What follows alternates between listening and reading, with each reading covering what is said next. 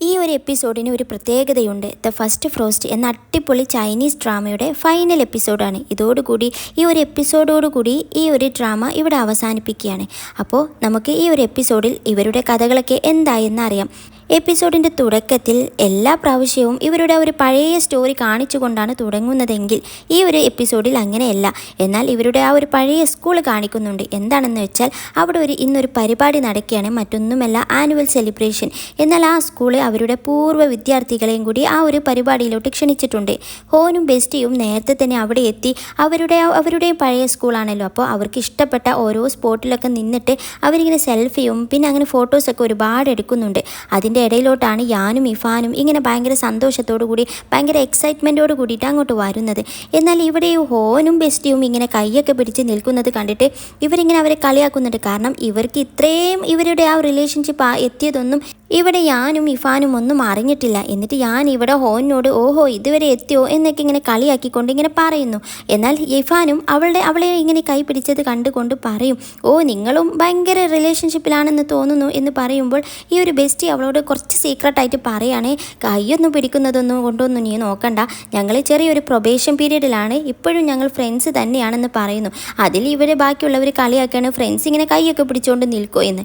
അതിൽ പിന്നെ അതിനെന്താ പ്രശ്നം, ഞാൻ നിൻ്റെ കൈ പിടിക്കാലോ എന്നൊക്കെ പറഞ്ഞിട്ട് അവരങ്ങോട്ടും ഇങ്ങോട്ടുമൊക്കെ കൈ പിടിക്കും.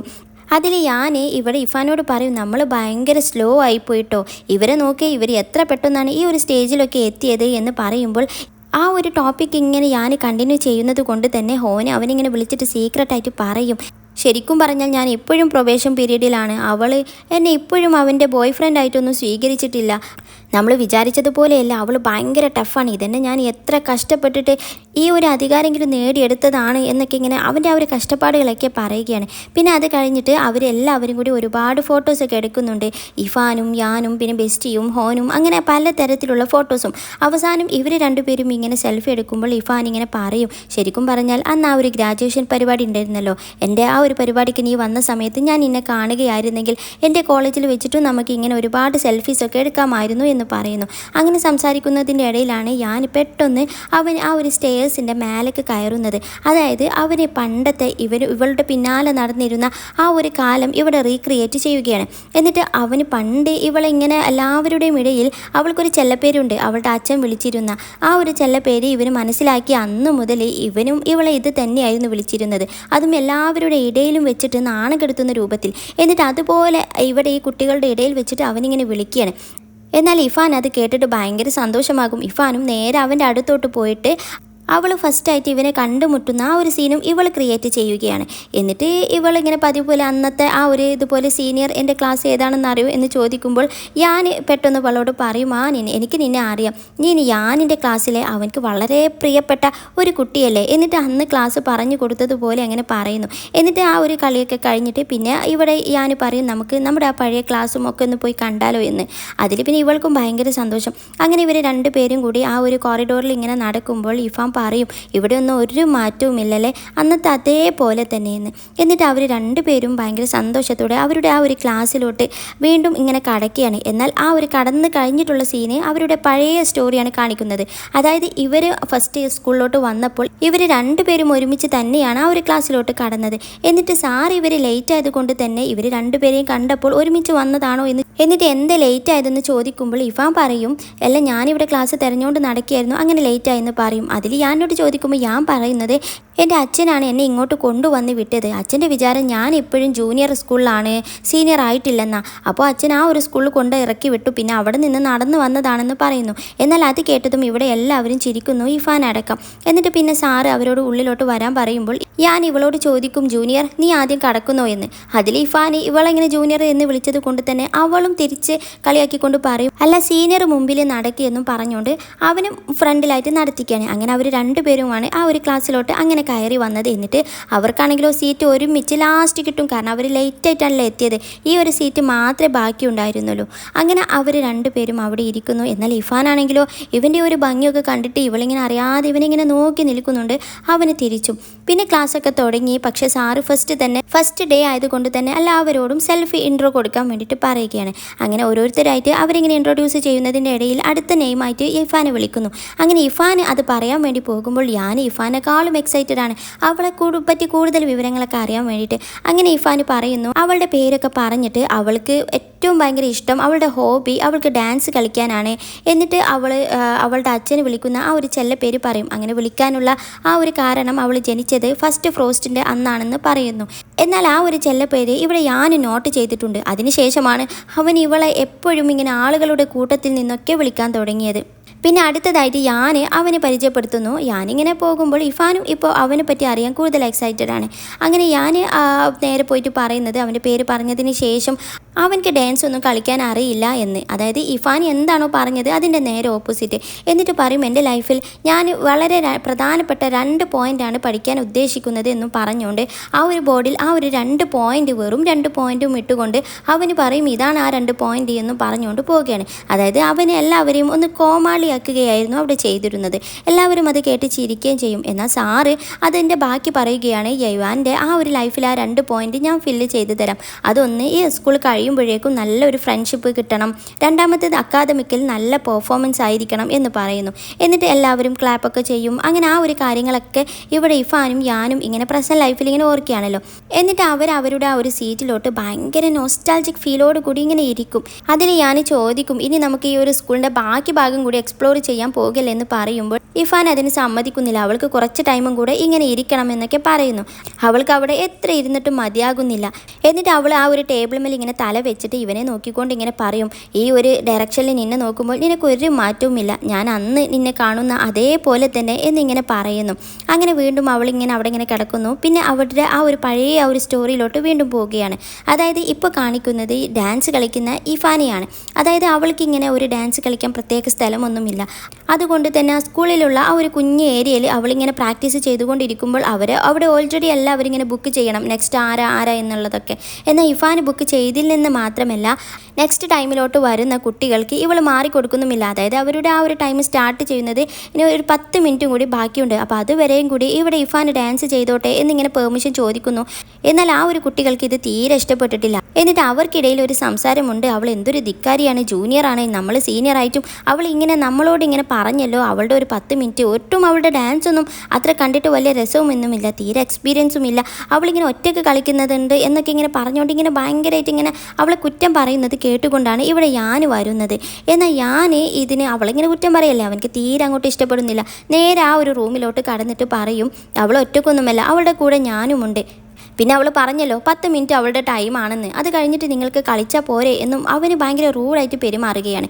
എന്നാൽ പിന്നീട് അതൊരു ഇഷ്യൂ ആവുകയും ഇവിടെ ക്ലാസ് സാറ് അവരെ 2 പേരും വിളിച്ചു വരുത്തും. അതായത് ഇവൾക്കും വേണ്ടിയിട്ട് ഇവനിങ്ങനെ സപ്പോർട്ട് ചെയ്ത് സംസാരിച്ചത് കൊണ്ട് തന്നെ സാർ ഇവനോട് ചോദിക്കും നിൻ്റെ ഗേൾ ഫ്രണ്ടാണോ ഇത് എന്ന്. അവൻ ഇവളെ ഒന്ന് നോക്കിയിട്ട് അല്ല എന്ന് പറഞ്ഞിട്ട് പിന്നെ ഇവന് പറയും 10 മിനിറ്റും കൂടെ ഇവളുടെ ടൈം ആയിരുന്നു എന്നൊക്കെ പറഞ്ഞിട്ട് ആ ഒരു ഇൻസിഡൻറ്റ് ഇങ്ങനെ എക്സ്പ്ലെയിൻ ചെയ്ത് കൊടുക്കുകയായിരുന്നു. എന്നാൽ സാറ് ഇവിടെ ഇവളോട് ചോദിക്കും നിനക്ക് ഇവനോട് എന്തെങ്കിലും ഒരു ഫീലിംഗ് ഉണ്ടോ എന്ന്. അതിൽ അവൾ പെട്ടെന്ന് ഇങ്ങനെ ഞെട്ടിയിട്ട് ഇല്ല എന്ന രീതിയിൽ വേഗം ഇങ്ങനെ തലയാട്ടുന്നു. അതിൽ സാറ് പറയും നിങ്ങൾക്ക് 2 പേർക്കും അങ്ങനത്തെ ഒരു വികാരങ്ങളൊന്നും ഇല്ലെങ്കിൽ പിന്നെ നിങ്ങളിങ്ങനെ ഒരുമിച്ച് നടക്കരുത്, ആളുകൾ കൂടുതൽ തെറ്റിദ്ധരിക്കും, അതുകൊണ്ട് നിങ്ങൾ ഇനി ഒരു ഡിസ്റ്റൻസ് കീപ്പ് ചെയ്ത് നടക്കും. പിന്നെ ഇത് സാറിൻ്റെ ഒരു വാണിംഗ് ആണ്, ഇനി നെക്സ്റ്റ് ടൈം ഇങ്ങനെ എന്തെങ്കിലും ഒരു പ്രശ്നം കണ്ടാൽ ഞാൻ വളരെ റൂഡായിരിക്കും എന്നും ഒരു വാണിംഗും കൊടുത്തുകൊണ്ട് അവരെ പറഞ്ഞയക്കുന്നു. എന്നാൽ സാറിൻ്റെ അടുത്ത് നിന്ന് പോയതും ഇവിടെ ഇഫാൻ നടക്കുമ്പോൾ ഞാൻ അപ്പോൾ തന്നെ അവളുടെ പിന്നാലെ നടന്നുകൊണ്ടിരിക്കുകയാണ്. അതിൽ ഇഫാനാണെങ്കിൽ ഇപ്പോൾ സാറിൻ്റെ അടുത്ത് ചീത്ത കേട്ടിട്ടേ ഉള്ളൂ. എന്നിട്ട് ഇവനോട് ആ ഒരു ദേഷ്യം കാണിച്ചുകൊണ്ട് എന്താ നിനക്ക് വേണ്ടതെന്ന് ചോദിക്കും. അതിൽ അവനൊന്നും അറിയാത്തതുപോലെ ഞാൻ ക്ലാസ്സിലോട്ട് പോവുകയാണെന്ന് പറയും. ആക്ച്വലി ഇവളുടെ ഫോളോ ചെയ്യുകയാണെങ്കിലും ഇവൾ ചോദിച്ചപ്പോൾ ഇങ്ങനെയാണ് പറയുന്നത്. അതിൽ ഇവൾ പറയും നീ എന്തിനാ എൻ്റെ പിന്നാലെ തന്നെ വരുന്നത്, നിനക്ക് എൻ്റെ അടുത്ത് നിന്ന് ഒരു ഡിസ്റ്റൻസ് കീപ്പ് ചെയ്ത് പോയിക്കൂടെ എന്ന്. അതിൽ ഇവന് ചോദിക്കും ഡിസ്റ്റൻസോ, നീ ഉദ്ദേശിക്കുന്ന ഡിസ്റ്റൻസ് എത്ര മീറ്ററൊക്കെ വരും എന്നും ഇവളെ ഒന്ന് കളിയാക്കിക്കൊണ്ട് പറയുകയാണ്. എന്നാൽ ഇവളെ ഒരു ഇഞ്ച് പോലും വിടാൻ ഉദ്ദേശിച്ചിട്ടില്ല. PT പീരീഡ് ഇവരെല്ലാവരും കൂടി ഇങ്ങനെ എക്സസൈസ് ഒക്കെ ചെയ്യുന്നതിൻ്റെ ഇടയിൽ ഞാൻ ഇവളുടെ കൂടെ തന്നെയാണ് ഓടുന്നത്. അതിൽ ഇവൾ പറയും നീ എന്തിനാണ് ഇങ്ങനെ എന്നെ സീക്രട്ടായിട്ട് ഇങ്ങനെ ഫോളോ ചെയ്യുന്നത് എന്ന് ചോദിക്കുമ്പോൾ ഞാൻ ഭയങ്കര അഭിമാനത്തോടു കൂടി പറയും ഞാൻ ഒരിക്കലും നിന്നെ സീക്രട്ടായിട്ട് ഫോളോ ചെയ്യുന്നില്ലല്ലോ, ഞാനിന്നെ പബ്ലിക്കായിട്ടാണല്ലോ ഫോളോ ചെയ്യുന്നത് എന്നും പറഞ്ഞുകൊണ്ട് അവളുടെ പിന്നാലെ ഓടുകയാണ്. എന്നിട്ട് അവളുടെ ഷൂവിൻ്റെ ലേസ് ഇങ്ങനെ ഊരി കിടക്കുന്നത് കണ്ടിട്ട് അത് കെട്ടാനും അല്ലെങ്കിൽ തടഞ്ഞ് വീട് പോകും എന്നിങ്ങനെ പറയുമ്പോൾ ഇഫാൻ അതൊന്നും മൈൻഡ് ചെയ്യാതെ അവൻ്റെ അടുത്ത് നിന്നും ഭയങ്കര കളിച്ച് ചിരിച്ചുകൊണ്ട് ഇങ്ങനെ ഓടുകയാണ്. ഭയങ്കര ഒരു റൊമാൻറ്റിക് സീന് തന്നെയാണ് അത്. ഇനി അടുത്തതായിട്ട് യാനും ഇഫാനും യാൻ്റെ സിസ്റ്ററും കൂടി ഒരു ഐസ്ക്രീം കഴിക്കുകയാണ്. അതായത് ഇവിടെ യാനെ തെരഞ്ഞുകൊണ്ട് അവൻ്റെ സിസ്റ്റർ സ്കൂളിൽ വന്ന ഒരു സമയത്ത് ഇവന് ചെറിയൊരു ട്രിക്ക് കളിച്ചല്ലോ. അതായത് സിസ്റ്റർ ഇവിടെ അവൻ്റെ ബ്രദറിനെ കാണാനില്ല എന്നും പറഞ്ഞുകൊണ്ട് ഇവിടെ ഇങ്ങനെ കരയുന്ന ആ ഒരു സമയത്ത് ഇഫാന് വരികയും എന്നിട്ട് അവളുടെ ആ ഒരു ബ്രദറിനെ കണ്ടുപിടിക്കാൻ വേണ്ടിയിട്ട് സഹായിക്കുകയും ചെയ്തിരുന്നു. എന്നാൽ ആ ഒരു ബ്രദർ ഇവിടെ യാനാണെന്ന് മനസ്സിലാക്കി പിന്നെ ഒരു ഐസ്ക്രീമൊക്കെ ഓഫർ ചെയ്യുകയാണ്. എന്നാൽ ഈ ഒരു ഐസ്ക്രീം കഴിക്കാൻ വേണ്ടിയിട്ട് ഇവിടെ ഇഫാനും വരണമെന്ന് ഈ ഒരു കുട്ടീനെ കൊണ്ട് ഇവന് വാശി പിടിപ്പിച്ചിട്ട് അതെല്ലാം ഇവൻ്റെ ഒരു ഐഡിയ ആയിരുന്നു. അങ്ങനെ അവരും എല്ലാവരും കൂടി കഴിക്കുന്ന ഒരു ഐസ്ക്രീം സീനാണ് ഇത്. ഇനി ഞാനാണെങ്കിലോ ആദ്യം തന്നെ ഇവിടെ മിഡിൽ സീറ്റ് പിടിച്ചിട്ടുണ്ടാകും. ഇവരിങ്ങനെ ഐസ്ക്രീമൊക്കെ ഓർഡർ ചെയ്ത് ഇരിക്കാൻ നോക്കിയപ്പോഴാണ് ഇവനിങ്ങനെ മിഡിൽ ഇരിക്കുന്നത് കൊണ്ട് തന്നെ ഈ ഒരു സിസ്റ്റർ ചോദിക്കും, അപ്പോൾ ഞാനിവിടെ ഇരിക്കുക എന്ന്. അതിൽ ഈ പറയും, നീ ഇപ്പുറത്തെ ഇപ്പുറത്ത് ഇരുന്നോ എന്ന്. അതായത് ഇവിടെയും യാൻ്റെ ഒരു ട്രിക്കാണ്. അതായത് അവന് മിഡിൽ ഇരുന്ന് കഴിഞ്ഞാൽ പിന്നെ ഇഫാന് അവളുടെ കൂടെ തന്നെ ആയിരിക്കുമല്ലോ ഇരിക്കുക. അങ്ങനെ അവർ വിചാരിച്ചതുപോലെ തന്നെ അവളിങ്ങനെ തൊട്ടടുത്ത് ഇരുത്തിക്കൊണ്ട് അവരിങ്ങനെ ഐസ്ക്രീമൊക്കെ കഴിക്കുകയാണ്. പിന്നെ ഞാൻ ഇവൾക്കൊരു മ്യൂസിക് ബോക്സ് കൊടുത്തല്ലോ, ഒരു ഡാൻസ് കളിക്കുന്ന ഒരു ബൊമ്മയുള്ള, അത് തുറന്നാൽ ഇങ്ങനെ മ്യൂസിക്കൊക്കെ വരുന്ന, അത് ഇങ്ങനെ അവളിങ്ങനെ ക്ലാസ് കഴിഞ്ഞ് ഇങ്ങനെ പോകുമ്പോൾ ആ ഒരു മ്യൂസിക്കും കേട്ട് ഭയങ്കരമായിട്ട് എൻജോയ് ചെയ്ത് കുഞ്ഞ് ഡാൻസൊക്കെ കളിച്ചുകൊണ്ട് ഇങ്ങനെ പോവുകയായിരുന്നു. എന്നാൽ തൊട്ട് പിന്നാലെ ഞാൻ ഇതെല്ലാം കണ്ടുകൊണ്ട് വരുന്നുണ്ട്. ആക്ച്വലി ഇവൾ വിചാരിച്ചിരുന്നത് ഞാൻ അവൻ്റെ ഹോൻ്റെ കൂടെ ബാസ്ക്കറ്റ് ബോൾ കളിക്കാൻ വേണ്ടിയിട്ട് പോകും, അപ്പോൾ ഇവൾ തനിയായിരിക്കുമെന്നും വിചാരിച്ചുകൊണ്ടാണ് ഈ ഒരു ഡാൻസൊക്കെ കളിച്ച് വരുന്നത്.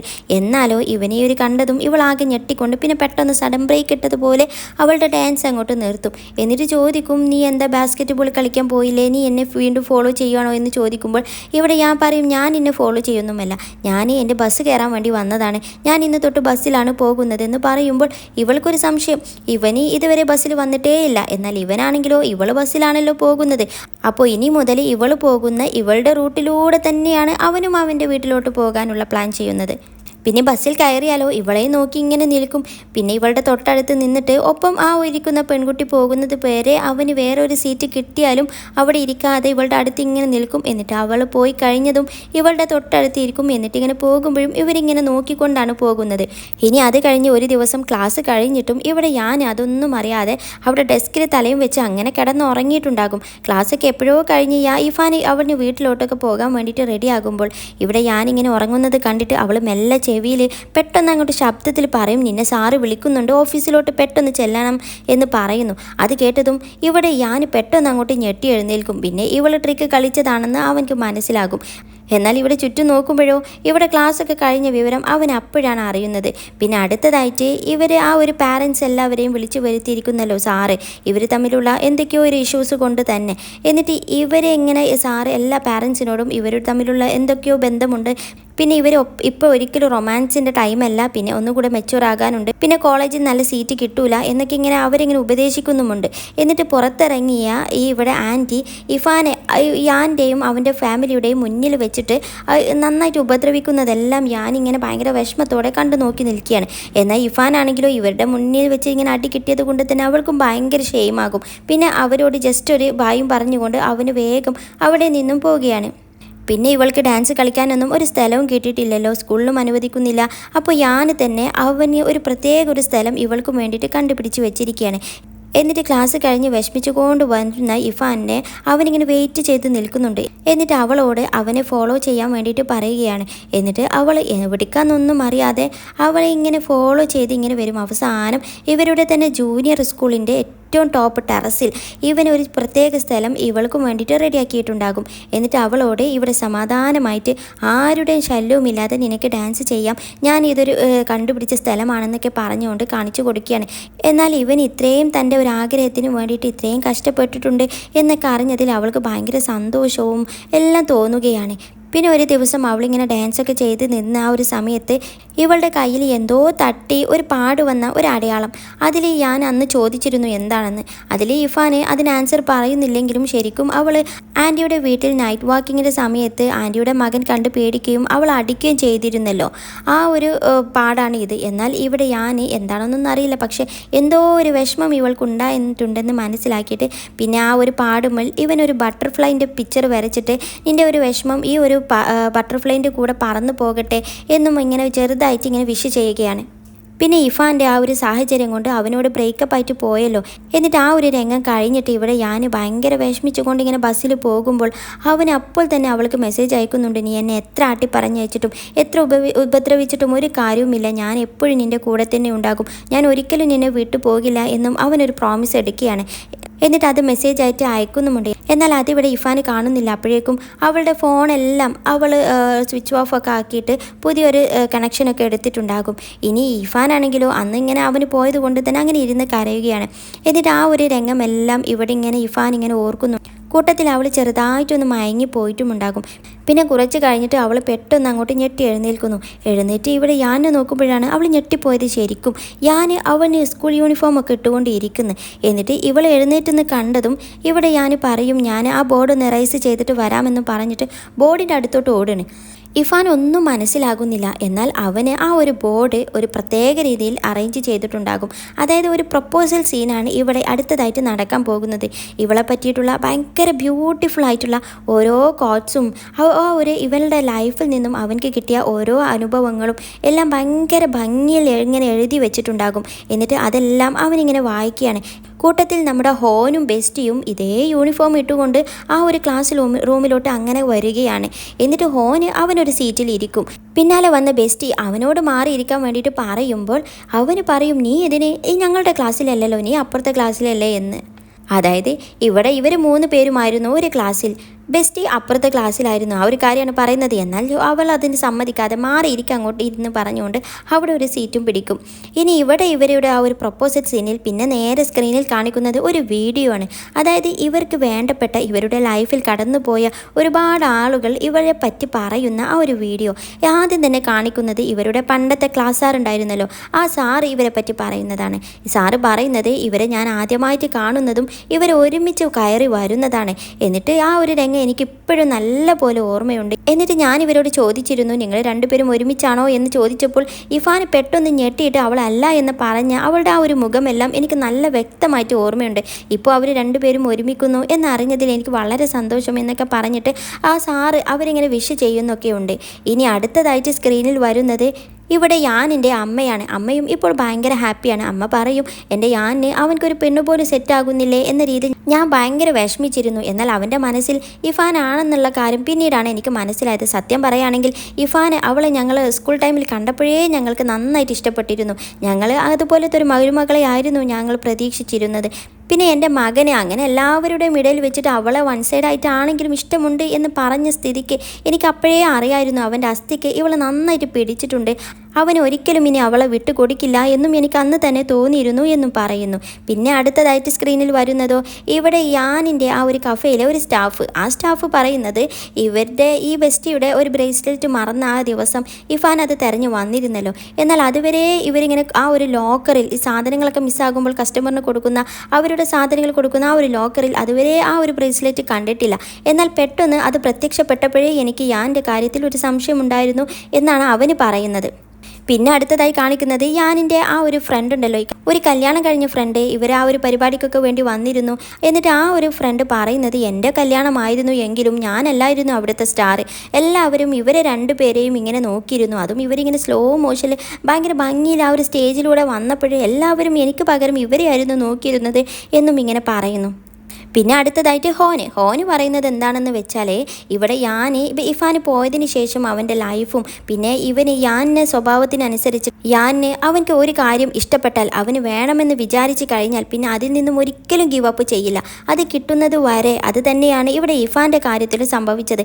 അവൻ എത്രത്തോളം സാക്രിഫൈസ് ചെയ്തിട്ടാണെന്നറിയോ അവളെ നേടിയെടുത്തത് എന്നും പറയുന്നു. പിന്നെ വരുന്നത് സിസ്റ്ററും ഇഫാൻ പോയി കഴിഞ്ഞതിന് ശേഷമുള്ള അവളുടെ ആ ഒരു ഡിപ്രഷൻ പീരീഡ് ഇങ്ങനെ പറയും. പിന്നെ പറയുന്നത് ആ ഒരു യൂണിവേഴ്സിറ്റിയിൽ ഇവൻക്ക് അഡ്മിഷൻ കിട്ടിയെന്ന് അറിഞ്ഞിട്ട് ഞങ്ങളെല്ലാവരും ഭയങ്കര ഹാപ്പി ആയിരുന്നു, എന്നാൽ അവന് മാത്രം ഒരിക്കലും ഹാപ്പി ആയിരുന്നില്ല, അന്നൊന്നും ഞങ്ങൾക്ക് അതിൻ്റെ റീസൺ അറിയില്ലായിരുന്നു, ഇപ്പോഴാണ് മനസ്സിലായത് എന്നൊക്കെ പറയുന്നു. പിന്നെ വരുന്നത് യാനിൻ്റെ ഫ്രണ്ട്. അവനും പറയുന്നത് യാൻ കോളേജ് ടൈമിൽ അവൻ്റെ പിന്നാലെ ഒരുപാട് പെൺകുട്ടികൾ ഉണ്ടായിട്ടും അവൻ ഒന്നിനെ പോലും മൈൻഡ് ചെയ്തിട്ടില്ല. അപ്പോഴും ഞങ്ങൾക്ക് മനസ്സിലൊരു ഡൗട്ട് ഉണ്ടായിരുന്നു ഇവൻക്ക് വേറെ ഏതെങ്കിലും പെണ്ണുണ്ടാകും എന്നൊക്കെ. എന്നിട്ട് എല്ലാവരും അവരവരുടെ കാര്യങ്ങൾ ഇവരെ പറ്റിയിട്ടുള്ള എന്നിട്ട് എല്ലാവരും ഇവരുടെ ആ ഒരു പുതിയ ലൈഫിന് വേണ്ടിയിട്ട് വിഷയൊക്കെ ചെയ്യുന്നുണ്ട്. പിന്നെ ആ ഒരു സ്ക്രീനിൽ ലാസ്റ്റായിട്ട് കാണിക്കുന്നത് ആ ഒരു ഫെറിക് വീല്, അതായത് ഞാനും ഇഫാനും ഈ ഒരു റൈഡിൽ പോയിരുന്നല്ലോ, എന്നിട്ട് അതിൻ്റെ ഏറ്റവും ടോപ്പിൽ വെച്ചിട്ട് ഇവർ കിസ് ചെയ്തിരുന്നു. ഇവർക്ക് അങ്ങനെ ഒരു വിശ്വാസം ഉണ്ടായിരുന്നു, ഇനി അതിൻ്റെ മുകളിൽ വെച്ച് കിസ് ചെയ്താൽ ലൈഫിൽ ഒരിക്കലും പിന്നെ സെപ്പറേറ്റഡ് ആകില്ല എന്ന്. എന്നിട്ട് ആ ഒരു സീനും കാണിച്ചുകൊണ്ട് പിന്നെ ആ ഒരു സ്ക്രീൻ ഓഫ് ആവുകയാണ്. എന്നാൽ ആ ഒരു വീഡിയോ ഒക്കെ കണ്ടിട്ട് ഇവിടെ ഇഫാന് ഭയങ്കര സന്തോഷമാകും. എന്നിട്ട് ഇവനോട് ചോദിക്കും, നീ ഇത് എത്ര ദിവസം മുന്നേ പ്രിപ്പറേഷൻ തുടങ്ങിയെന്ന്. അതിലിവന് പറയും, ഞാൻ എന്ന് പ്രിപ്പയർ ചെയ്താൽ എന്താ, നിനക്ക് ഈ ഒരു വീഡിയോ പ്രത്യേകമായിട്ട് ആവശ്യമുള്ളതാണ്, കാരണം നീ അറിയണം നിന്നെ സ്നേഹിക്കുന്ന ഒരുപാട് പേര് ഈ ലോകത്തുണ്ട് എന്നുള്ളത്. എന്നിട്ട് അവന് കുറച്ച് പൂക്കളൊക്കെ അവൾക്ക് കൊടുക്കുന്നുണ്ട്. അവൾ ഭയങ്കര സന്തോഷത്തോടെ അത് സ്വീകരിക്കുകയാണ്. എന്നിട്ട് അവളോട് ഒരുപാട് കാര്യങ്ങൾ ഭയങ്കര റൊമാൻറ്റിക് ആയിട്ട് പറയുകയാണ്. അതായത് അവൾ അവളുടെ ലൈഫിൽ എന്നും പ്രകാശിക്കണം, പിന്നെ അവൾക്ക് വേണ്ട കാര്യങ്ങളെല്ലാം ചെയ്യണം, എല്ലാ കാര്യങ്ങളും ഫ്രീ ആയിട്ട് പറന്ന് നടക്കണം എന്നും ഇങ്ങനെ പറയും. പിന്നെ ആ ഒരു പറക്കാനുള്ള ആ ഒരു ചിറക് ഞാനായിട്ട് എന്നും നിൻ്റെ കൂടെ ഉണ്ടാകും എന്ന് പറയുന്നു. പിന്നെ ഒരിക്കലും വിഷമിക്കരുത്, എന്നും ഞാൻ നിൻ്റെ കൂടെ ഉണ്ടാകും എന്നൊക്കെ ഭയങ്കര പ്രോമിസുകളൊക്കെ കൊടുക്കുകയാണ്. എന്നിട്ട് ഹോനിൻ്റെ അടുത്ത് അവന് ഓൾറെഡി ഒരു റിങ്ങൊക്കെ കൊണ്ടുവന്ന് വെച്ചിട്ടുണ്ടാകും. അതൊക്കെ പ്ലാൻ ആയിരുന്നു. എന്നിട്ട് ആ ഒരു റിങ് വാങ്ങിയിട്ട് അവനത് കൊടുക്കുകയാണ്. ആക്ച്വലി ആ ഒരു റിങ് കൊടുക്കുന്നത് അവൾ പണ്ട് യൂസ് ചെയ്തിരുന്ന, ഇവൻ ഗിഫ്റ്റായിട്ട് കൊടുത്തിരുന്ന ആ ഒരു മ്യൂസിക് ബോക്സ് ഉണ്ടല്ലോ, അതിൻ്റെ ഉള്ളിൽ വെച്ചിട്ടാണ്. ഇവനാണെങ്കിലും അത്യാവശ്യം നന്നായിട്ട് ടെൻഷൻ അടിക്കുന്നുണ്ട്. ഇവനിക്ക് അതിൻ്റെ മ്യൂസിക് വരുത്തണമെങ്കിൽ അതിലുള്ള കുഞ്ഞ് ഡോള് അതിൻ്റെ പൊസിഷനിൽ വെക്കണം, എന്നാലേ മ്യൂസിക് വരികയുള്ളൂ. എന്നാൽ ഇവൻക്ക് അതൊന്നും ചെയ്യാൻ കഴിയുന്നില്ല. ഇവൻ ഭയങ്കര നെർവസ് ആയിട്ടാണ് നിൽക്കുന്നത്. അതിൽ ഹോന് പറയുന്നുണ്ട്, നീ ഇത്രത്തോളം ഒന്ന് ടെൻഷൻ ആകണ്ട, ഒന്ന് കാമാകുക എന്നൊക്കെ. എന്നാൽ ഇവിടെ ഇഫാൻ ഇത് കണ്ടിട്ട് ചിരി വന്നിട്ട് ഞാൻ ശരിയാക്കി തരാം എന്നൊക്കെ പറഞ്ഞിട്ട് അവൾ തന്നെയാണ് അത് റെഡിയാക്കി കൊടുക്കുന്നത്. അങ്ങനെ പിന്നെ ഇവന് ആ ഒരു പ്രൊപ്പോസൽ സീനിലോട്ട് പോവുകയാണ്. ഇവനിങ്ങനെ അവളോട് ഒരുപാട് കാര്യങ്ങളൊക്കെ ഇങ്ങനെ പറയാൻ തുടങ്ങും. എന്നാൽ അവന് വിചാരിച്ച് പഠിച്ചു വെച്ച ആ ഒരു കാര്യങ്ങളൊന്നും അവൻ്റെ വായിൽ വരുന്നില്ല. അതിലവസാനം ഇവിടെ ഞാൻ തന്നെ പറയും, നിനക്കറിയാലോ ഞാൻ എന്താ പറയാൻ പോകുന്നതെന്ന്. എന്നിട്ട് പെട്ടെന്ന് പറയും, നീ എന്നെ കല്യാണം കഴിക്കാൻ റെഡിയാണോ എന്ന്. എന്നിട്ട് അവൾ സന്തോഷത്തോടെ യെസ് എന്ന് ഇങ്ങനെ തലയും ആട്ടുകയാണ്. ഹോനും ബെസ്റ്റിക്കൊക്കെ ഭയങ്കര കരച്ചിൽ വരികയാണ്. അതായത് സന്തോഷം കൊണ്ട് കണ്ണുനീര്. ഇവരുടെ ആ ഒരു ലൈഫൊക്കെ ഇവർ ലൈവായിട്ട് കണ്ടതായിരുന്നല്ലോ. ഹോന് അവൻ്റെ കണ്ണിൽ നിന്ന് കണ്ണുനീര് ചാടാതിരിക്കാനൊക്കെ പ്രത്യേകം ശ്രമിക്കുന്നുണ്ട്. പിന്നെ ആ ഒരു റിങ് ഭയങ്കര സ്ലോലി ഇങ്ങനെ ഇട്ട് കൊടുക്കുകയാണ്. പിന്നെ അത് കഴിഞ്ഞിട്ട് പെട്ടെന്ന് തന്നെ ഇവളെ അങ്ങോട്ട് കിസ് ചെയ്യും. എന്നാൽ അതും ലൈവായിട്ട് കണ്ടുകൊണ്ടിരിക്കുന്ന ഇവിടെ ഹോനും ബെസ്റ്റിയും ആകെ അങ്ങോട്ട് ഷെയിമായി പോകും. എന്നാൽ ഞാനാണെങ്കിൽ പെട്ടെന്ന് ഇവിടെ നിന്ന് പോകാൻ വേണ്ടിയിട്ട് അവർക്കുള്ള ഇൻസ്ട്രക്ഷൻ കൊടുക്കുന്നുണ്ട്. അതിൽ ബെസ്റ്റിയും ഹോനും വേഗം നമുക്ക് ഇവിടെ നിന്ന് സ്ഥലം കാലിയാക്കാം എന്നൊക്കെ പറഞ്ഞുകൊണ്ട് അവളുടെ കണ്ണൊക്കെ പൊത്തിക്കൊണ്ട് പിന്നെ ഇവർ വേഗം അവിടെ നിന്ന് സ്കൂട്ടാകുകയാണ്. ഇനി ആ ഒരു കിസ്സിങ്ങിൻ്റെ ഇടയിൽ തന്നെ ഇഫാന് അവൾ പല കാര്യങ്ങളും ഇങ്ങനെ ഓർക്കുകയാണ്. അതായത് ഇവനിങ്ങനെ ഒരു റിബൺ ഷേപ്പിലുള്ള ഒരു മോതിരമാണ് ഇങ്ങനെ പ്രൊപ്പോസൽ ചെയ്തത്. അങ്ങനെ റിബൺ കൊടുക്കണമെങ്കിൽ തന്നെ അതിൻ്റെ അർത്ഥം അവൾ ഭയങ്കര പ്രീഷ്യസ് ആയിട്ടുള്ള ഗിഫ്റ്റാണ് അവനിക്ക് എന്നതാണ് അർത്ഥം. പിന്നെ ഇവരിങ്ങനെ ഒരുമിച്ച് പ്രായമാകുന്നത് വരെ അവളുടെ കൂടെ ഉണ്ടായിരിക്കും എന്നൊക്കെ അവനിങ്ങനെ പ്രോമിസ് ചെയ്ത കാര്യങ്ങളെല്ലാം ഇവളിങ്ങനെ ഓർക്കുകയാണ്. പിന്നെ അവർ ഒരുമിച്ച് നടന്ന ആ സ്കൂളിലുള്ള ഓരോ ഭാഗങ്ങളും ഇങ്ങനെ കാണിക്കുന്നുണ്ട്. പിന്നെ കാണിക്കുന്നത് ഇവരതുവരെ ഇരുന്നിരുന്ന ആ ഒരു ചെയർ അതിങ്ങനെ ബ്ലാങ്ക് ആയിട്ട് കാണിക്കുന്നു. എന്നിട്ട് അതും കാണിച്ചുകൊണ്ട് ഈ ഒരു എപ്പിസോഡ് എന്നല്ല ഈ ഒരു സീസണ് തന്നെ ഇവിടെ അവസാനിക്കുകയാണ്. പക്ഷെ പതിവ് പോലെ ആ ഒരു എക്സ്ട്രാ സീന് ഇവർ കൊടുക്കാൻ മറന്നിട്ടില്ല. അതായത് ആ ഒരു സീനിൽ കാണിക്കുന്നത് ഇവിടെ ഇഫാന് അവൾക്ക് സ്കൂൾ ടൈമിലും ഇങ്ങനെ ബുക്സൊക്കെ വായിക്കുന്നത് ഭയങ്കര ഇഷ്ടമായിരുന്നു. അവൾക്ക് ആകെ കൂടെ ഉള്ള കൂട്ടി ഈ ബുക്സ് വായന എന്നൊക്കെ ആയിരുന്നു. അങ്ങനെ ഒരു ദിവസം ഇങ്ങനെ വായിച്ചുകൊണ്ടിരിക്കുമ്പോൾ ഗ്രൗണ്ടിൽ ഞാനിങ്ങനെ ബാസ്കറ്റ് ബോൾ കളിച്ചുകൊണ്ടിരിക്കുന്നുണ്ട്. പെട്ടെന്ന് ഇവളുടെ ബുക്കിലോട്ട് ഒരു ബോൾ വന്ന് വീഴുന്നു, അതും യാനിൻ്റെത്. അതിൽ ഇവൾ പേടിച്ചു പോയി, ഇവൾ ബുക്കൊക്കെ താഴെ വീണു. ഞാൻ പെട്ടെന്ന് തന്നെ അവളോട് സോറി പറയും. എന്നിട്ട് ചോദിക്കും, നീ എന്താ വായിക്കുന്നതെന്ന്. അതിൽ ഇവളുടെ എല്ലാ കാര്യത്തിനും ഇവൾ എന്താ ചെയ്യുന്നത് എന്നതൊക്കെ അറിയാൻ വേണ്ടിയിട്ട് ഇവനക്ക് പ്രത്യേക ഒരു ഇൻട്രസ്റ്റ് ഉണ്ട്. അതിൽ അവൾ ചോദിക്കും, നിനക്ക് അറിയണോ ഞാൻ എന്താ വായിക്കുന്നതെന്നും ചോദിച്ചുകൊണ്ട് അവൾ ഏത് ബുക്കാണോ വായിക്കുന്നത് ആ ബുക്ക് ഇവനിക്ക് ഇങ്ങനെ കാണിച്ചു കൊടുക്കുകയാണ്. എന്നാൽ ആ ഒരു ബുക്ക് എൻ്റെ പേര് വായിച്ചുകൊണ്ട് ഇവിടെ ഞാൻ ഇഫാനെ ഇങ്ങനെ നോക്കി നിൽക്കുകയാണ്. ഇഫാൻ തിരിച്ചും എന്നിട്ട് ആ ഒരു രംഗവും കാണിച്ചുകൊണ്ട് അപ്പോൾ ഈ ഒരു സീസൺ തന്നെ ഇവിടെ അവസാനിപ്പിക്കുന്നു. അപ്പോൾ നിങ്ങൾക്ക് എല്ലാവർക്കും എൻ്റെ ഈ ഒരു എക്സ്പ്ലനേഷനും എല്ലാം ഇഷ്ടപ്പെട്ടെന്ന് ഞാൻ വിചാരിച്ചോട്ടെ. ഇനി നെക്സ്റ്റ് പുതിയൊരു അടിപൊളി ഡ്രാമയും കൂട്ട് ഞാൻ വരാം. പിന്നെ ഇനി നിങ്ങൾക്ക് ഏതെങ്കിലും ഒരു ഡ്രാമ ഞാൻ എക്സ്പ്ലെയിൻ ചെയ്യണം എന്ന് പ്രത്യേക താല്പര്യമുണ്ടെങ്കിൽ ആ ഡ്രാമയുടെ പേര് നിങ്ങൾ കമൻ്റായിട്ട് ഇടണം. അപ്പോൾ അടുത്ത ഒരു ഡ്രാമയും കൊണ്ട് വരുന്നത് വരെ Tata bye bye and thank you for watching.